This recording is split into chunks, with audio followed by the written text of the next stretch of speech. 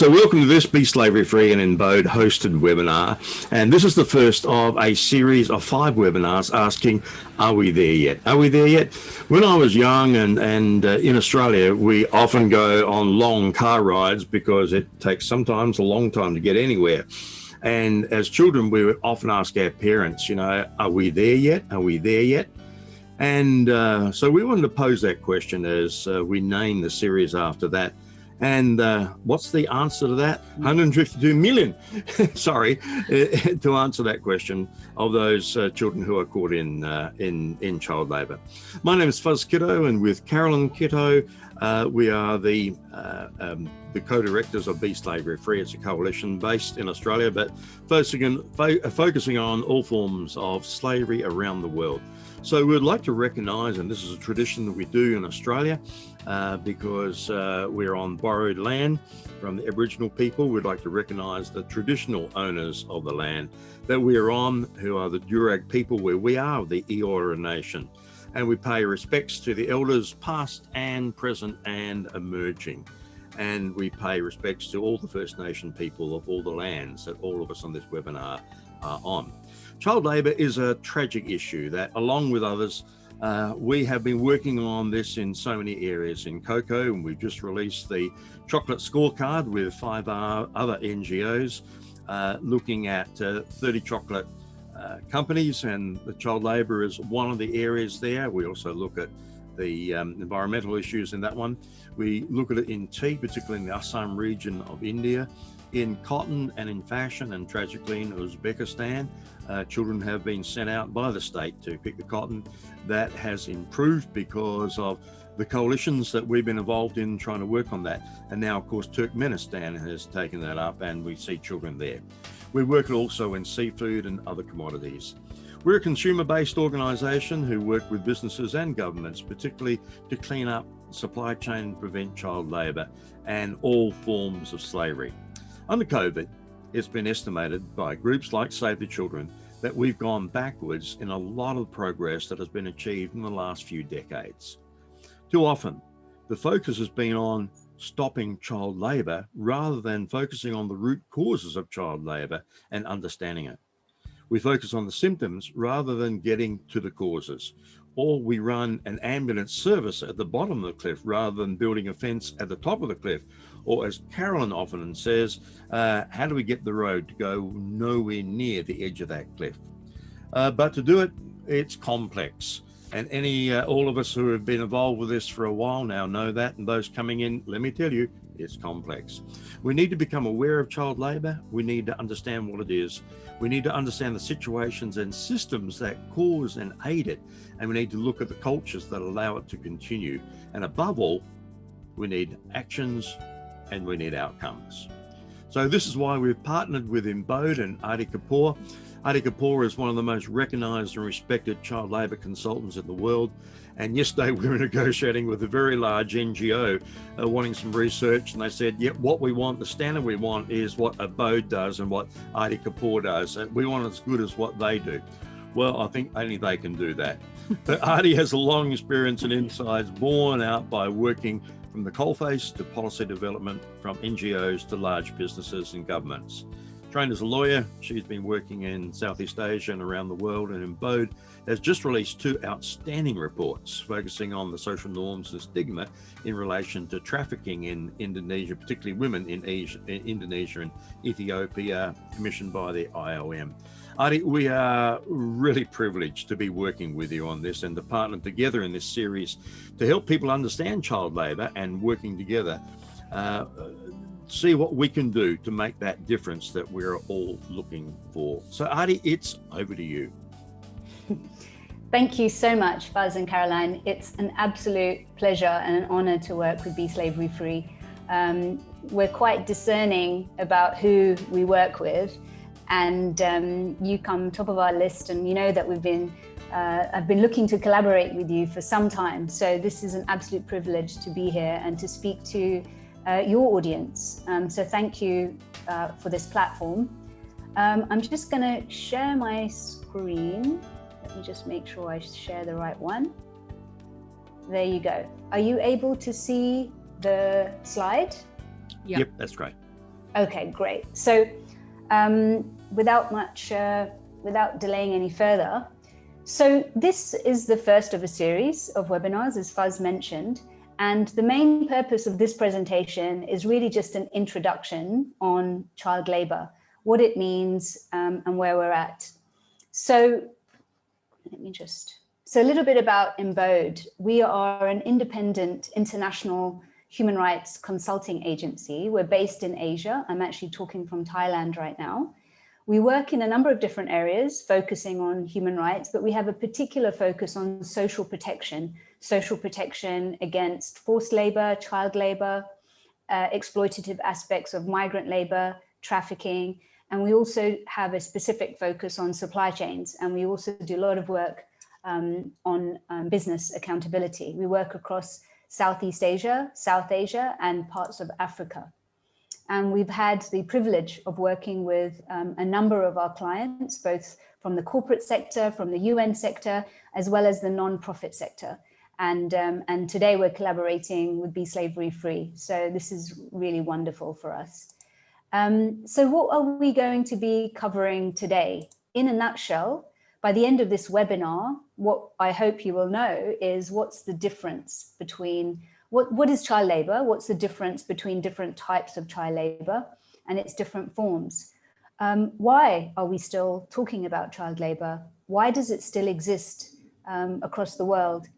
And how can we eradicate child labor? How can we eliminate any cases of child labor from any country? I'm going to stop at intervals and take questions, but at the end we'll have a bit of time for discussion as well. So just a pop quiz, you can put your comments in the comment box if you like, or you can think about them yourselves. But question one, if I were to ask you if it's true or false, whether any person under the age of 18 who is working is in child labor, would you answer true or false?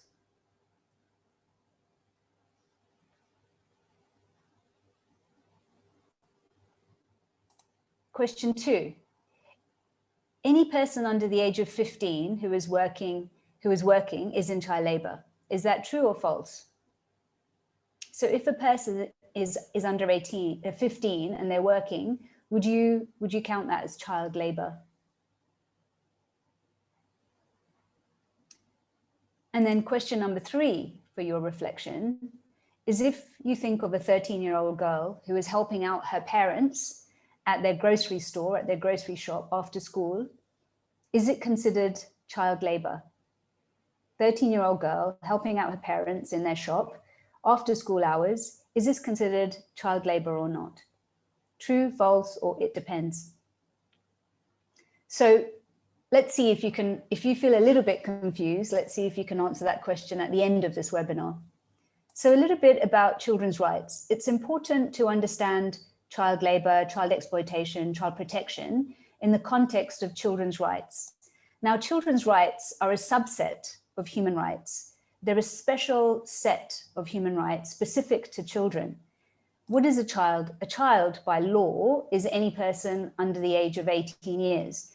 But of course, if you asked a 16-year-old if they're a child, they'll probably laugh at you and say, I'm not a child. So we're talking about a legal definition here, but it's important to understand the difference between an 11-year-old, a 15-year-old, or a 17-year-old.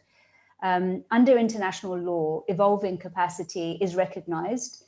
It's recognized that children are going through periods and a process of evolving capacity and agency, and their views need to be taken into account. We also need to recognize that children are embedded within families. Unlike adults, children do not have the legal capacity to go and fight for their human rights. And because they're embedded in family units, it's important to understand that children don't just have rights. When children have rights, that means that duty bearers are also appointed to make sure that children are delivered with those rights. So the uniqueness of children's rights is that you have duty bearers that must deliver those rights to children, including the right to protection from all forms of harm, such as child labor. And we already talked about evolving capacity. So what is child labor?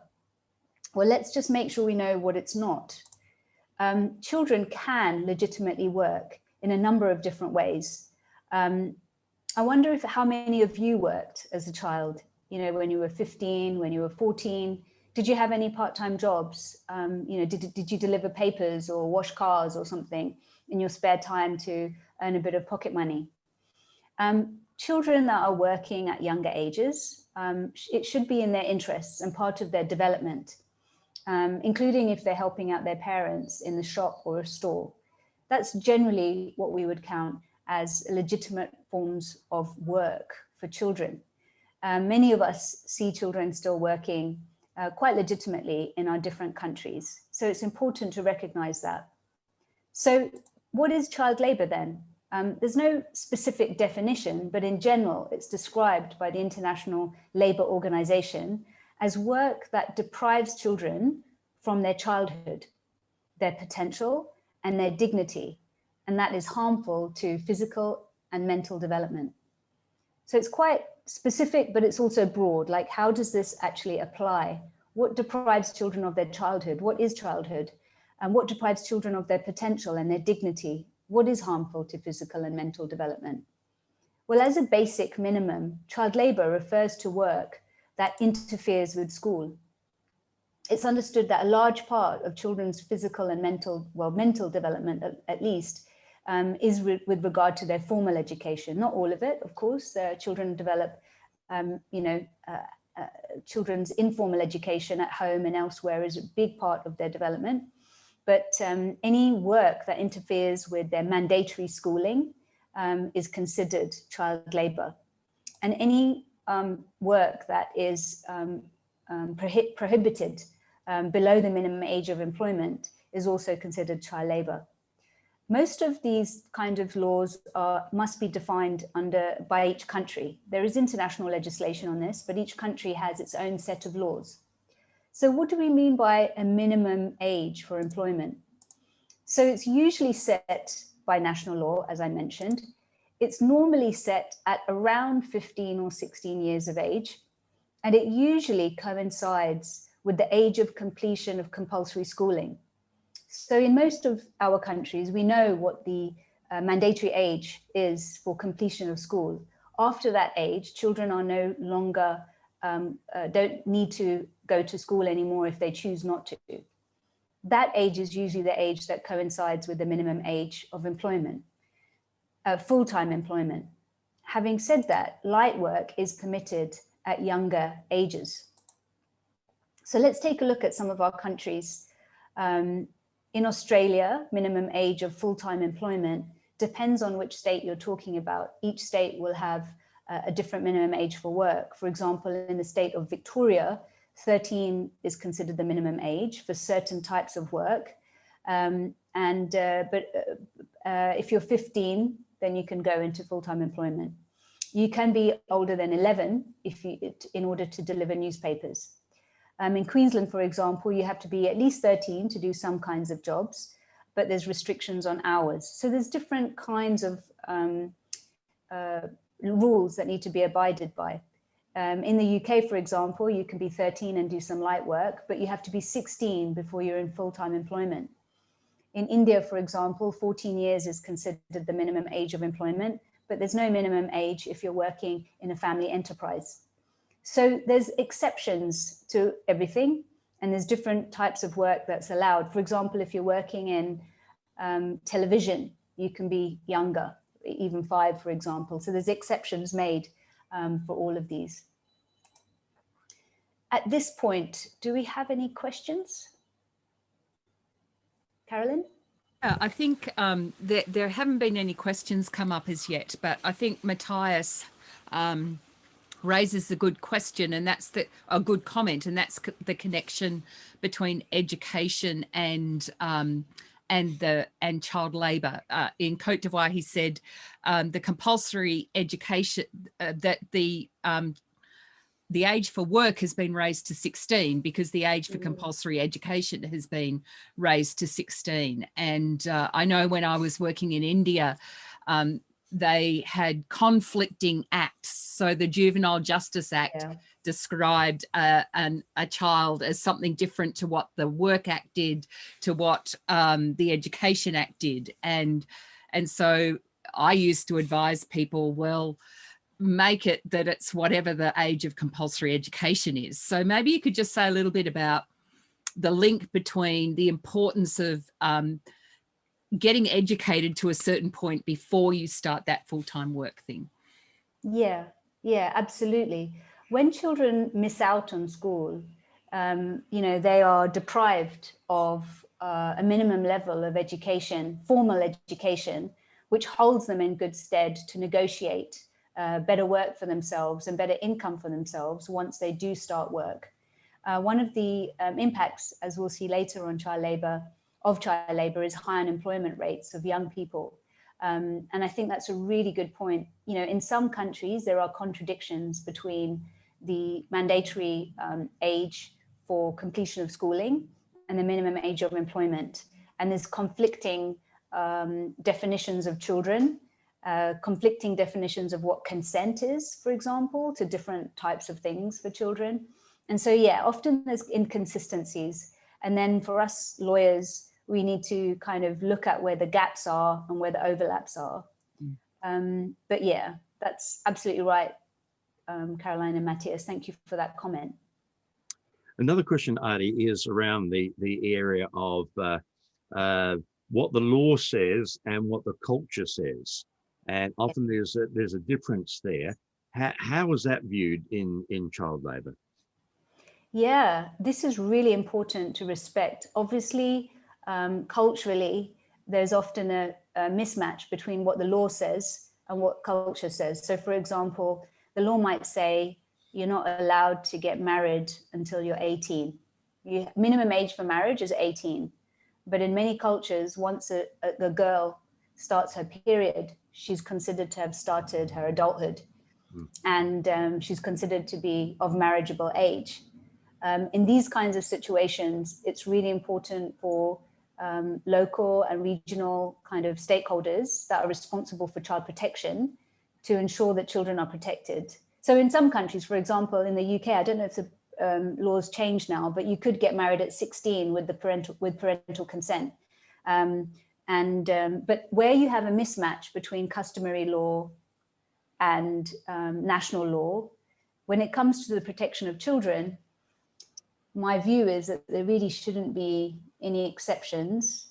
There needs to be some respect of customary law, but when it comes to protection, definitions of children are different. If a child is defined as up to the age of 16 and an adult after 16, maybe that's fine as long as they're still protected under child protection laws up to the age of 18. So that's my view. But it's important to consider how communities understand children. And that's a really good question, because child labor is a huge, comes up with that a lot. It's a huge consideration for child labor. Now here's another little, we're doing, tricky questions for you, Artie, here. Thank you. But these are the kinds of questions that make this a complex question. So Lennon says, in Taiwan, some migrant workers, especially from Indonesia, the employer has to retain their documents so they can apply to go abroad as migrant workers. Some of them were younger than 18 when they started work. So should they be regarded as child labour when the government and the employer of the host company probably doesn't even know, host country doesn't even know their real age? It's still child labour. Yeah, it's still child labour. It doesn't mean that the employer has criminal intent. Child labor is not necessarily a criminal offence. Child labor is a form of child exploitation. Where it's a criminal offence in national law, it's where someone had the intent and the action to exploit a child. So that's different. We're not looking at a criminal definition here. But yes, this happens a lot actually, because children are wanting to use their agency to go and find work.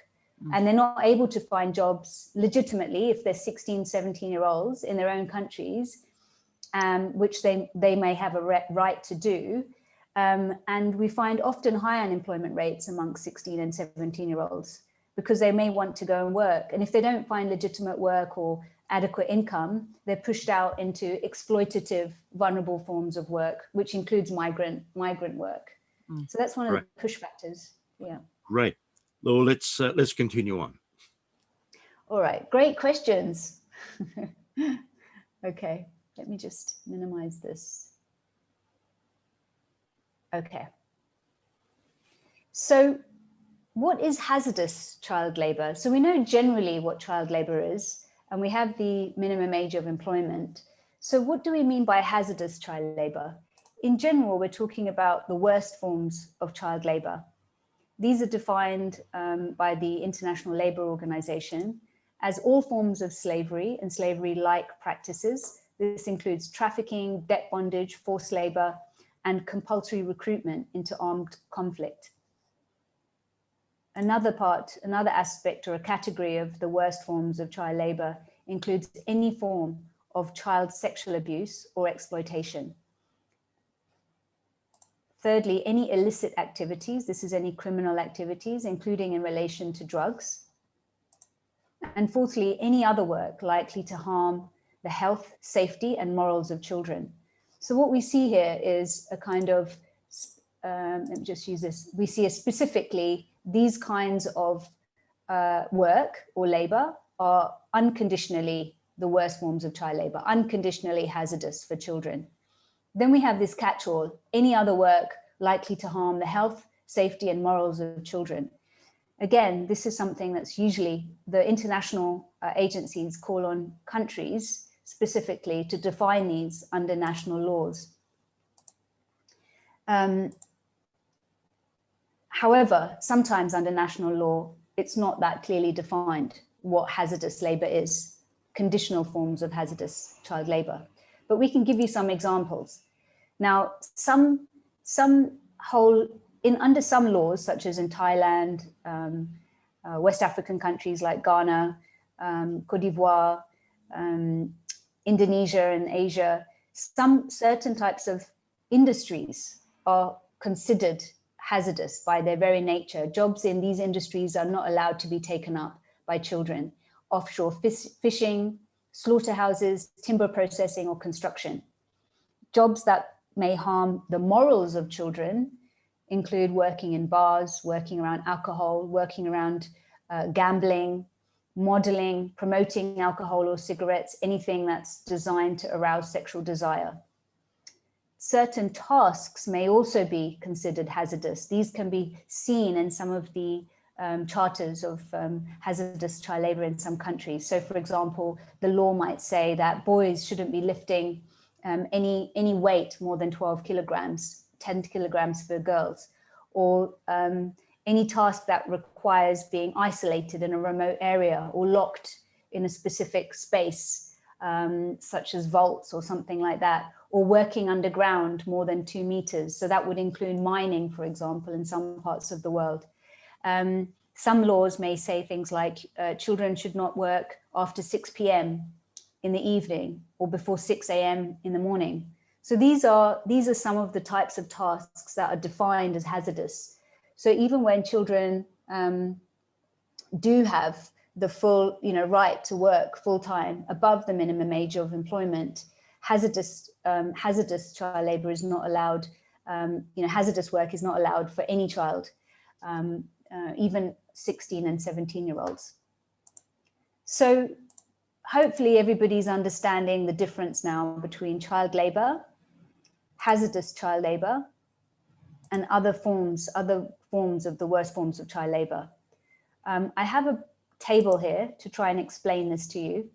So children who are below the minimum age specified for light work, which is 13 generally, they may be working or helping out with small tasks in the home. These are really outside the remit of laws.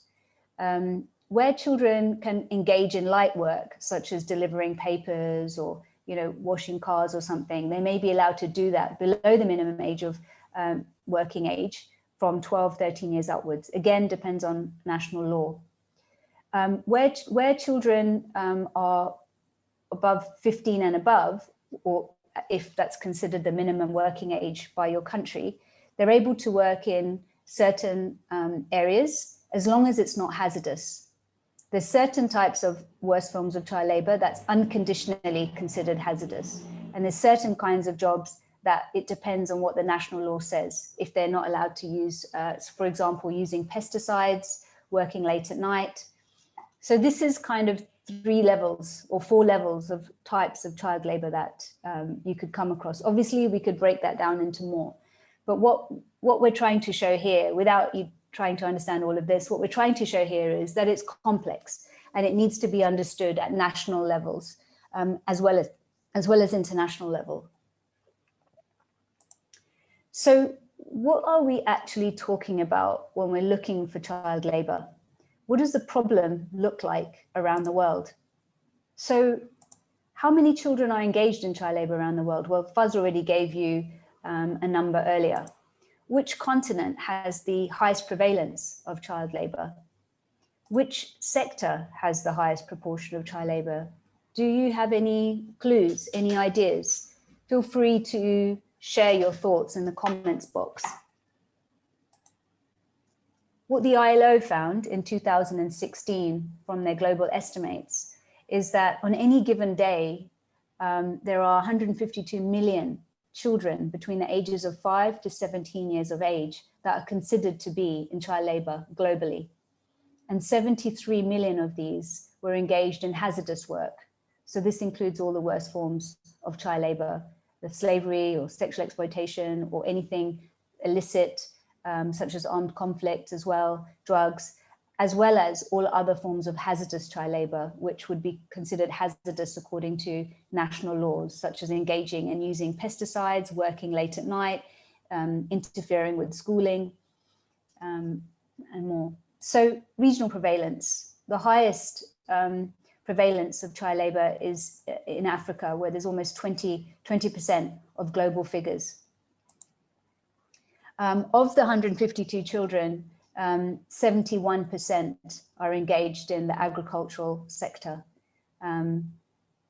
as well, and then other industries, manufacturing and services. So profiles of child labor, what other kinds of profiles of child labor? How does it manifest in the world? What are we actually talking about? A lot of profiles of child labor occurs within household businesses. Even if sometimes this is considered child labor by international law, but not considered child labor by national laws. But the majority of child labor takes place within household businesses. It could be farms, it could be in household kind of cottage industry type activities. Profiles of child labor in migrant families. This could be where whole families migrate together seasonally or permanently across borders, and whole families may be engaged in picking fruit or making socks or something like this. And you know, the children are also involved in the labor because the family is paid piecemeal rather than as wages. Children may migrate by themselves, unaccompanied child migrants. This is a huge phenomena across every continent in the world, including Europe and the Americas.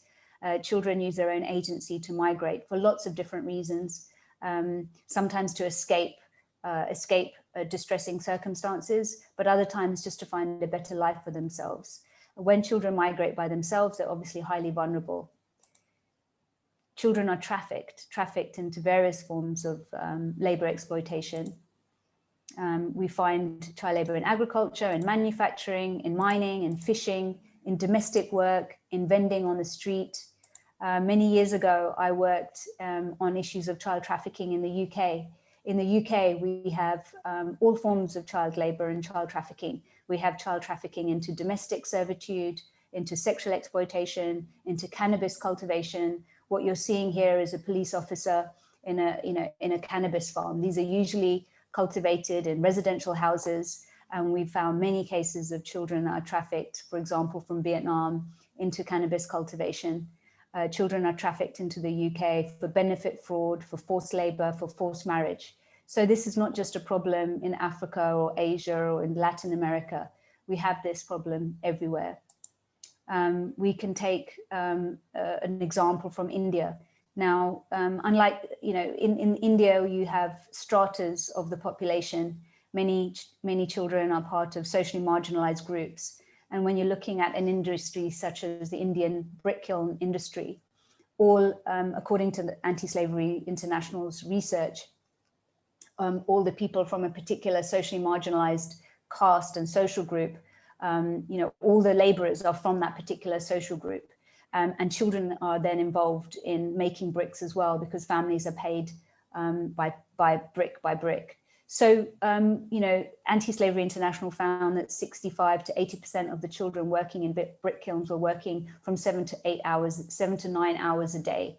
Obviously, this was significantly influencing not only schooling, but probably other forms of hazardous tasks as well.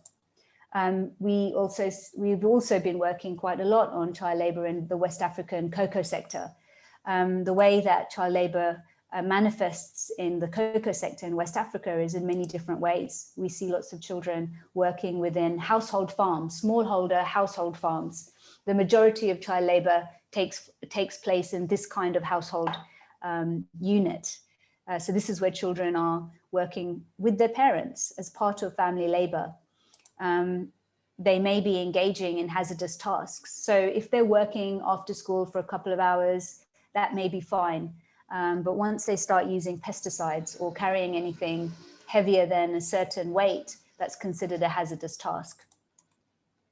Children are also migrating from across borders, migrating from rural parts of Côte d'Ivoire or Ghana into cities, but also migrating across the borders from Burkina Faso into the cocoa sectors of Côte d'Ivoire, for example.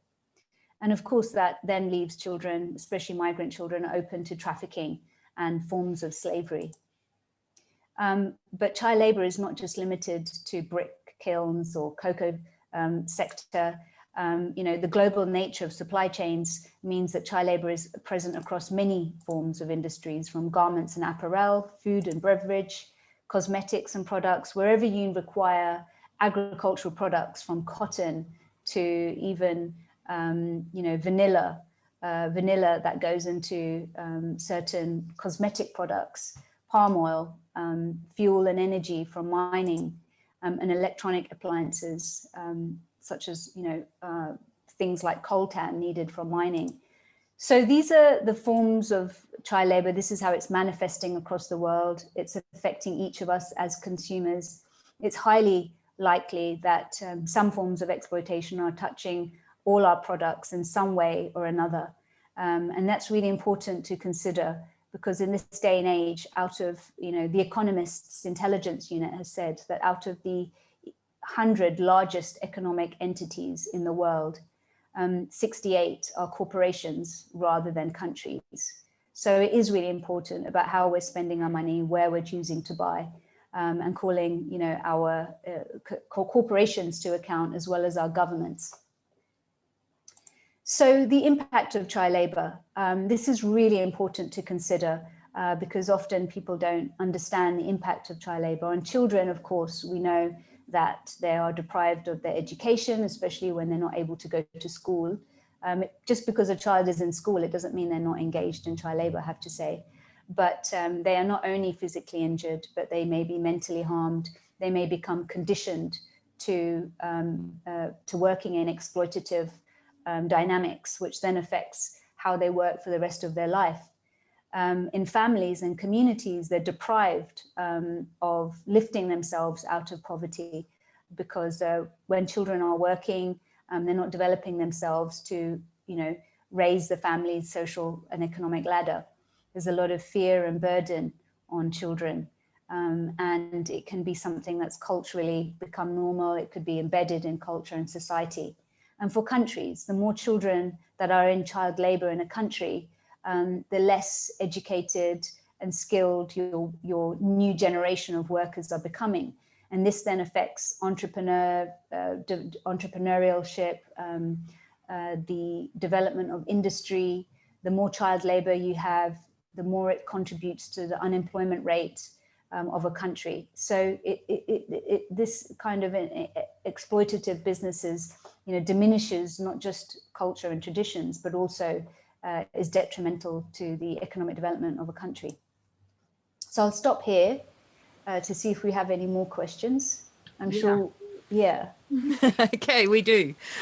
So I'm not sure if you'll be able to answer this. This is a bit of a doozy again. I can give it a crack as well. But so is there data that gives us a comparison of slavery numbers pre-1833, when it was legal in the British Empire, to what the numbers are today? Fuzz, do you just want to make a comment of when it became illegal in the British Empire to have slavery? Well, in the UK. Yeah, I was going to say, in England, it was outlawed in the Commonwealth in 1807, but and Wilberforce and the Clapham sect actually realised the only way they're going to get this through was to stage it in. They were brilliant strategists. I've been reading and studying them so much the last couple of years. But the final one, which was actually outlawing slavery, did not happen in the UK until 2010. It was one of those tidy up times. So we have seen a very interesting progression in the law when it comes to slavery in England, the UK. And just to say, there is still state laws in Australia, in Western Australia, I can say that because I'm a West Australian, that mean that it is not illegal in some cases, some conditions, to have somebody in slavery. And we've been working to get those industrial relations laws changed. Hopefully there's a government that now can push that through, and has said that they will. So I don't know if you know the numbers on the data, but Artie, it's probably hard to find, but has there been a significant improvement in eradicating slavery? Or is this a challenge that may not be eliminated in our generation? I think it's important to also point out that the way slavery took place before and the way slavery is taking place now is quite different. Yes. Before it was something that was legal. I think that's a great example, Caroline, of where it's some forms of slavery are not outlawed still in some parts of Australia. But I think also that it's the conditions. It's the fact that there's a concentration of power and there's a dynamic that contributes to an exploitative relationship between someone that's exploiting and someone that's being exploited. And I think that needs to be kind of understood, because just because something is outlawed, it doesn't mean it's eradicated. So that's just my point on that. And it would be easy to compare numbers, but it's not easy to count numbers of child labor or trafficking or slavery, as we know. So that's just my view. Is it something that's comparable? I don't know. It is a form of slavery, but it's a modern form of slavery. Yes. Yeah. Good point. Good. Okay. Now, can I encourage people, we're going to have towards the end some more questions and chat. So please put your questions down in the Q&A, which you can see underneath where you can see the slides and you can see Artie and Fuzz and myself. There's a little thing there that says Q&A. So pop your questions in there and we will get to those as we move further towards the next break. So let's encourage you to do that. And we've got a couple ready for you right at the end, Artie, as well. So okay, let's move on from here and we'll tackle that. Should we move on? Yeah. All right. Yeah, that would be good, because some of these questions are definitely probably need more discussion. Yeah. So how can child labour still exist in 2021? I hear that question a lot. And I guess because I've been working on this issue for so long, I think, of course it exists, but it is a really important question. So just first of all, some myths and misunderstandings about child labour. Very often we hear that, people assume that child labour is not harmful. It's just working children. When I was a kid, I used to work on farms. So, what's the difference? Well, we have seen that child labour is harmful. And one of the important elements is how it affects development and how it conditions people into working in power imbalanced income earning activities at the very least, if not much more than that. We often see an assumption, it's not said like this, but there's an assumption when people talk about child labor that it exists in a vacuum. Often when people talk about why do we have child labor in cocoa, or why do we have child labor in, you know, cotton, it's kind of assumed that it's just taking place only in those sectors. But if you go to those countries where children are working, let's say in the cocoa sector or working in cotton, you're actually finding children working in many different sectors all at the same time. You could be driving to a cocoa farm and you might be stopping in a nearby market and there's children vending on the street. There's children, you know, working in a cafe and a restaurant, cleaning dishes. There's children, you know, working in the mines or in fishing or in domestic servitude. And then if you put it in a context like that in a given country, then you think, oh, okay, so how different is it if a child is working, you know, in a rice field or if a child is working in a garment factory? You know, it's choice between one or the other. So it's really important to see that child labor does not exist in a vacuum. It doesn't exist in a vacuum, and that it's the enablers on a fundamental level. It also assumes that child labor is simple to eradicate. It's not. It's because of the causes. We've looked at. We're going to look at some of the causes, but how do you get millions of children back in school? How do you get households to not rely on the labor of children? How do you change cultural norms? There's an assumption that child labor always requires an ill intention by somebody else. Somebody must be exploiting these children, and how dare they? Whenever we talk about child exploitation, and I've been working on issues of child exploitation for 20 years, it's highly emotional, and especially when we're talking publicly about it, it's an emotional issue. People get very upset about it, and there's somebody always needs to be blamed.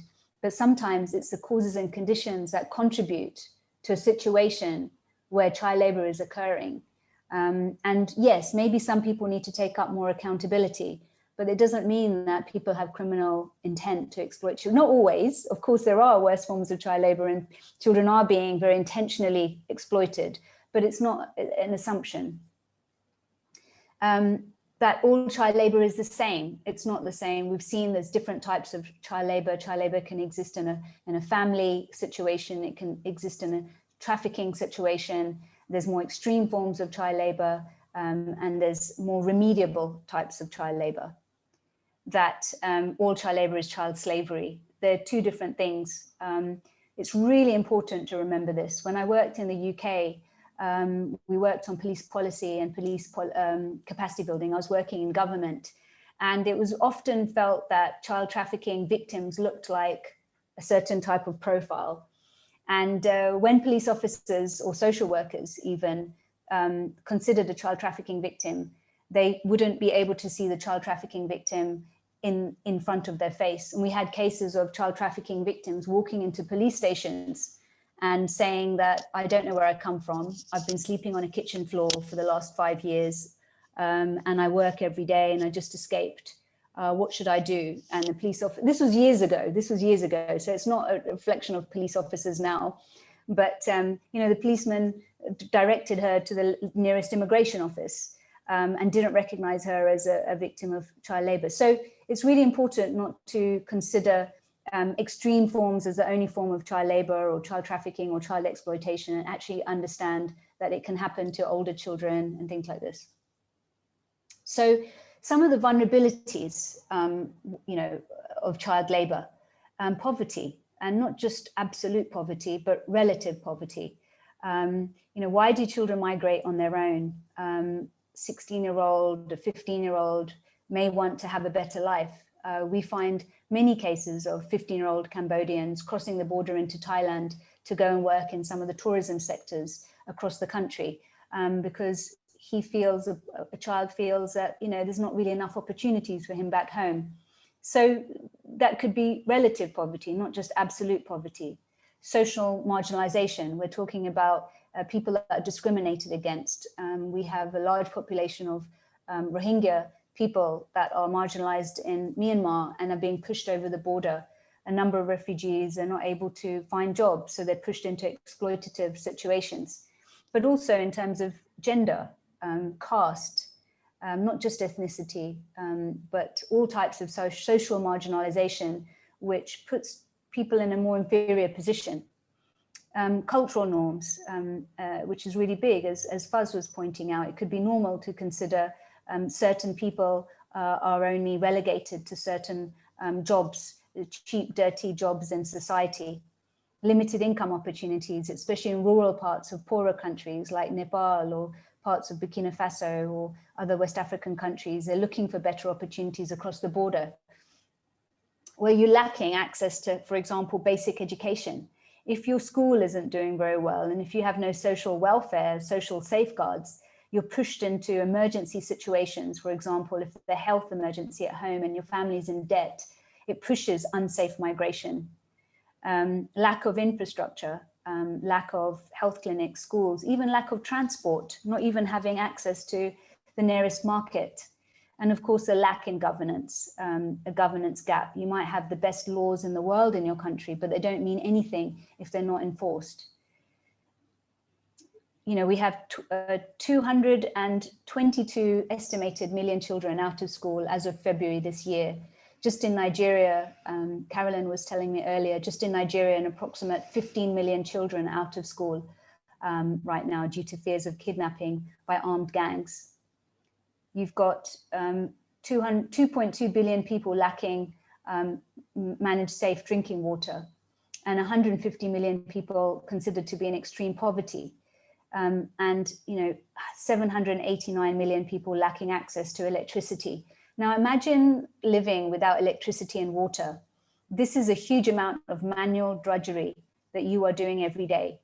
When you are working as a family, as a community, you need your children to help. In many of the communities I visited in West Africa, children are the ones who are responsible to go and fetch water every day, which takes 2 hours to go and fetch water from some trickly little stream, which is not even clean. And that's something they've got to do before they go to school.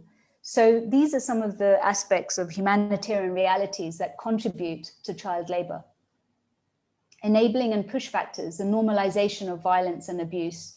Certain tribes, castes are treated in a discriminatory way, and they're normalized. It's normalized for them to experience violence.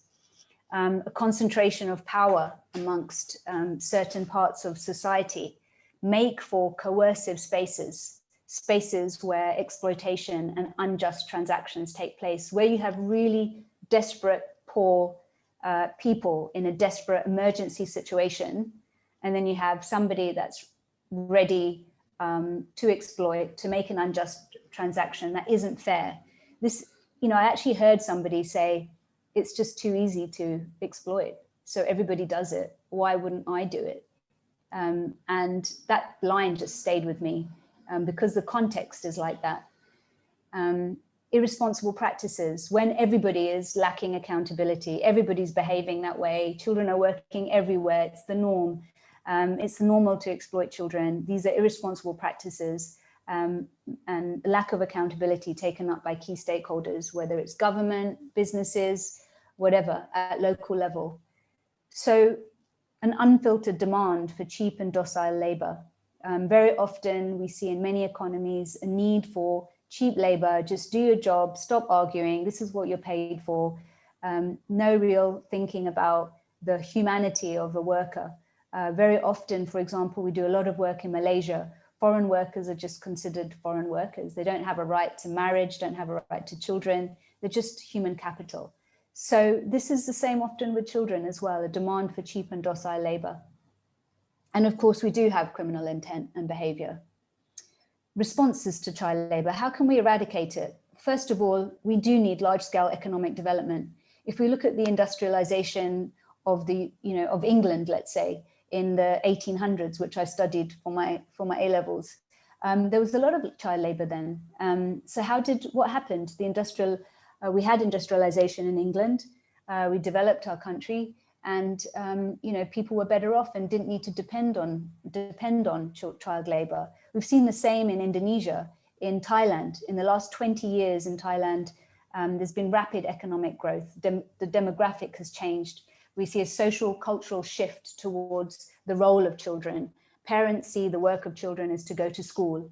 Even though they weren't going to school at that age, they're already working in farms. They realize now these children, our children, need to be in school. If they're not in school, they should be at home doing their homework. We're seeing this cultural shift. Definitely in Asia, we're seeing this. The introduction of universal access to basic quality education, not just passing a law on mandatory universal access to education, but providing teachers, providing schools, providing infrastructure, and of course, social safeguards, providing midday meals. This happens a lot across countries, making sure that children get to school every day. If children and their families can't afford their books and their shoes and transportation and uniforms, then we've seen, for example, in Indonesia, the most marginalized families are provided with conditional cash transfers. They're provided with books and all of these things to make sure children are in school. We see as economic development occurs in countries and we see social safeguards, we also see families having less children, demographic shifts, lower numbers of the population because people don't need to depend on their children, more effective governance, more law enforcement, more labor enforcement, more social workers. And we see a more shared accountability, a responsibility taken by businesses, by local community heads about what their accountability is for children in their communities. And of course, more responsible practices, which is what we're seeing across a lot of corporates now, is a lot more consciousness, awareness, and responsible practices in supply chains. So the levels of intervention that are needed to eradicate child labor is at the level of children and families. They need support. That's the most important level. Then at community level, local government, society, schools, health clinics at local level. And then of course, at the level of country and economy, laws, economic development, social programs across the country, training of teachers. These are just some examples. So if you were responsible for tackling child labor and eradicating it, what would you do first if you went to some of these communities? Would you first build a school and ensure enrollment? Would you make sure the community had a road? A lot of these communities don't even have a concrete road that leads to their community, let alone transportation. Would you tackle social and political marginalization, such as caste or discrimination based on gender or race? Or would you tackle water and electricity first? At the end of the day, people need to have water, right? Or would you be asking, for example, companies that you buy products from, would you ask them to be improving their monitoring and remediation first? Make sure they don't have child labor in the product that you buy from them. Would you prefer that over them providing or helping government access, these communities accessing water and electricity? Or would you then tackle social norms and culture? If you had a limited number of time on resources, what would you tackle first? So I'll stop here. I hope I haven't taken up all the time. Oh God, 5 minutes, I'm sorry. That's all right. I'll stop there. Okay. We've got a couple of good questions here, Artie, and lots of comments from people about how much they're enjoying and appreciating this. So thank you for that. But Libby has a question, which is, how has COVID-19 affected child labour, and are we likely to see an increase in child labour? Short answer is all the pointers are that it's increasing. We don't know that. We don't know, but we are concerned about it. And you guys probably, have a lot to say on this too. But very quickly, more children are out of school, and limited, especially the most vulnerable and marginalized children, aren't really able to access school online. So what are they doing? And parents are in a position where they don't want to leave children at home. So if they're working on a farm, if they're working in a factory, are they taking their kids with them? So for sure, when you don't have access to school, what are children supposed to do instead? That's exactly right. Yeah. One of the things that we've seen, and Artie, I remember when we were together at the World Cocoa Conference in Putacana in the Dominican Republic, and the panel that you're on and the answer that you gave was that child labour is not just about parents being bad parents.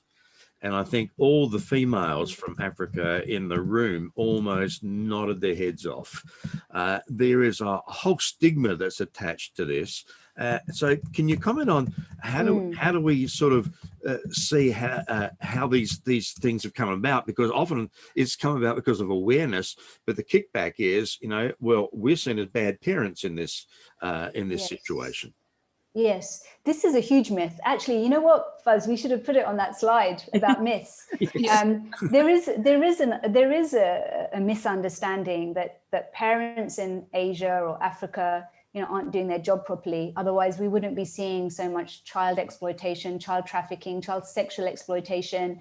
So many times I hear stories about, children are selling their children to prostitution. That's just simply not true. Of course, there's the odd parents that do that, but they do that in all countries. Of course, that's bad parenting, but it's not like whole population. So the first line of protection for any child are the parents. Parents are by law considered a duty bearer with regard to child protection and child rights. Our job is to support parents. Our job is to support parents through communities. So that's my quick comment on that. Thank you for pointing that one out. It's really important. So another question here from Aaron, which is when you look at assuming that child labour is wrong, so, of course, but when you look at different industries, it's easier to incentivise eradicating or eliminating child labour in some industries, like the clothing industry. Yeah. We can stop buying from certain companies or whatever. How do you do that in less visible industries like brick kilns? So first of all, just to say about manufacturing, we're so averse to child labour in factories that sometimes some factories are saying that we won't even employ anybody under 18. But as we've said, as we've seen, 16, 17-year-olds are legitimately able to work. So why are they being pushed out of legitimate forms of work in factories? So child worker policy is important, as well as the child labour policy. But with regard to less visible sectors, it's about development, it's about working against social marginalization, it's about improving access to schools and helping parents not depend on their children's labor. So that's really a socioeconomic type of interventions that are needed. Yeah. Right. Well, unfortunately, I think we have come to the end. So this is, as we said, number one in a series. You do need to register for the additional series, and you will get information about that. Our next webinar is on May 20th, and it will look at child labour and root causes, and it will be Artie and Fuzz and myself and some other panellists that will be working on that. So we'll look forward to seeing you there. You will get a pop-up that tells you how to register for the next one. And we hope that you will think about doing the whole series. These are recorded, and some of you will be, in fact, watching this from the recording. And we are hoping to look at ways that we might also have some process questions that will go with these, so that you might use them in your staff, your organisations, or with friends to be able to gossip around or train staff and people on what to do about this. So the next one, as Carolyn said, is on the May the 20th, 8 p.m. Australian Eastern Standard Time, which means that a lot of people on the west coast of America will be watching it on the recording again, but that often is away. You will be sent the information on where the recording is, and you'll be able to download that and to use that as well. Artie, thank you so much. That is just some really, really helpful insights and understanding. So the first one we want to do was an understanding and some of the myths around it, and then the next one will be really digging into the root causes, and that's going to be a really interesting one. So Artie, any things you want to say as we finish off? Thank you. I just want to say thank you. It's just fantastic working with you guys, and I'm just thrilled to be speaking to your audience and all the people that have been following and working with Be Slavery Free. So big thank you, Fuzz and Caroline. Great. Thanks. And thank you everybody for your questions. And thank you everybody for participating, and look forward to hopefully seeing you and others on the next one too. Thank you so much.